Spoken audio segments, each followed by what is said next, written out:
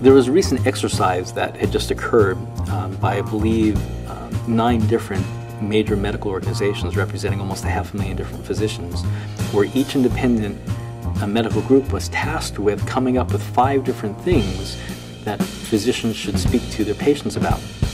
And one of the groups came up with one, or decided one. The top feature was not to order imaging studies of low back unless you have a red flag or some sign of or some indication of a real serious pathology. Because all too often we see MRIs on a patient that identify disc bulges or herniations that are not clinically significant. And what that leads to is a whole series of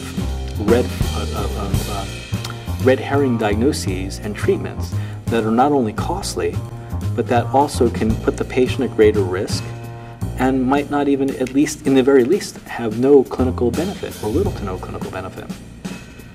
So we look at these studies, and there's actually some major disconnects that we have between the typical studies that we use, such as MRI and CT and X-ray. For example, in a cervical MRI, many of the MRIs we see stop with axial images or have axial images that extend through C7, maybe the C7-T1 interspace. But yet the brachial plexus, which innervates the upper extremity, is innervated by C5 through T1. And all of the muscles for grip that innervate your ability to squeeze your hand together or open and close your fingers are innervated by C8, T1. So if you have neck pain that radiates to the upper extremity, there's at least a 50-50 shot that it could involve the C8 or T1 nerve roots. Yet the lion's share of MRIs either stop at the body of C1 or the C8 or the C7-T1 interspace. So they're either missing the C8 and or T1 nerve roots altogether, or definitely at least 90% of them missing T1. That's a disconnect between the clinical practice and the patient and the radiology. And there were studies that came out in the mid-90s looking at the MRI for low back pain, for example. And in a normal population that was asymptomatic, there was at least a 50% chance that the patients would have at least one disc that was herniated. And I think Jensen's group was maybe 38% had disc bulges or herniations at 2 levels. Well, that was a slightly higher percentage of disc herniations and pathologies than the symptomatic group.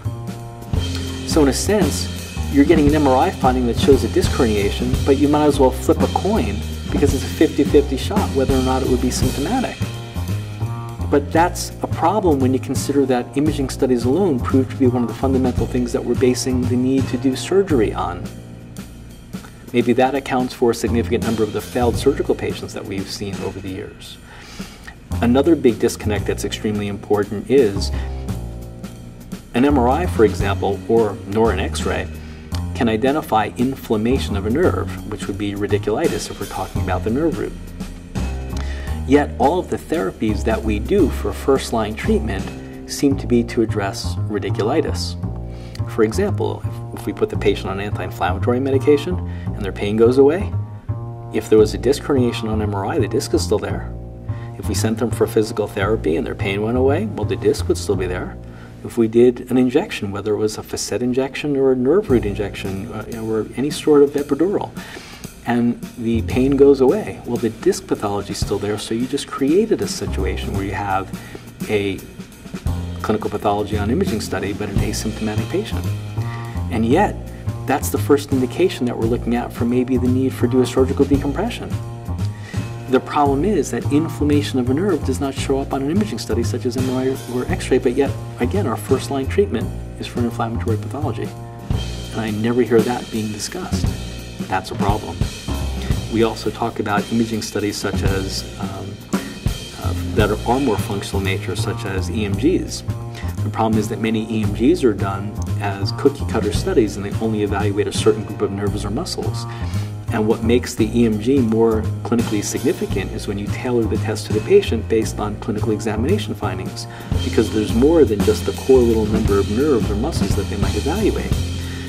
But if you just do a cookie-cutter test and the patient's pathology is someplace else, well, that's the equivalent of looking here for a pathology when the problem's over here, and you're going to miss it even if the EMG could find it.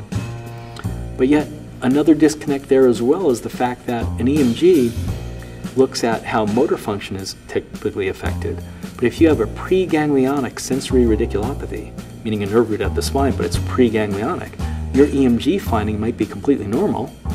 The patient's symptoms might be pain, numbness, tingling, and the EMG couldn't even have found the problem even if you did evaluate the right level.